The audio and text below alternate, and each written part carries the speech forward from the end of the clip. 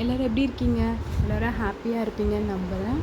என்னங்க சர்ச் காட்டிகிட்ருக்கேன்னு பார்க்குறீங்களா? ஆமாங்க, மாதா பிறந்த நாள். அதுவும் வேளாங்கண்ணி போக முடியல, சர்ச் போக முடியலன்னு நினைக்கிறீங்களா? கவலையே படாதீங்க.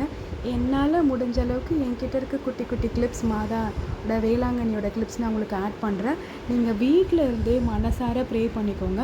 கண்டிப்பாக எல்லாமே நடக்கும். உங்கள் மனசில் எவ்வளோ கஷ்டம் இருந்தாலும் எல்லாமே போயிடும். பாருங்கள், நம்ம மாதாமாவை அவங்களோட பிறந்தநாள் அதுவும் நான் உங்களுக்கு காட்டுறேன் அப்படின்னு நினைக்கும் போது எனக்கு ரொம்ப சந்தோஷமாக இருக்குது. ஸோ நீங்களுமே இந்த வீடியோவை மாதாமா மேலே பாசம் இருக்கவங்க எல்லாருக்குமே ஷேர் பண்ணுங்கள்.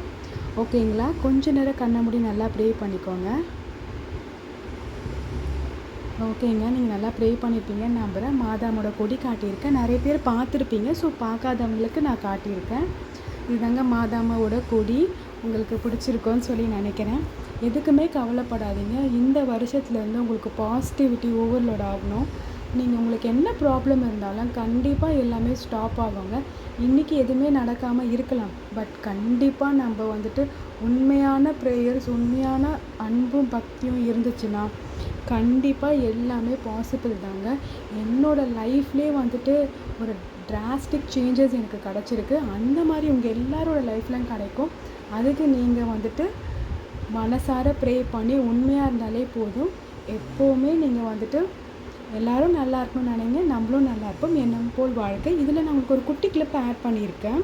இது பார்த்திங்கன்னா செம்பரம் போட் அப்படின்னு சொல்லிட்டு, நீங்கள் வேளாங்கண்ணிக்கு போயிட்டு ரிட்டர்ன் வரும்போது பாண்டிச்சேரி வழியாக வந்தீங்கன்னா இதை ட்ரை பண்ணுங்கள்.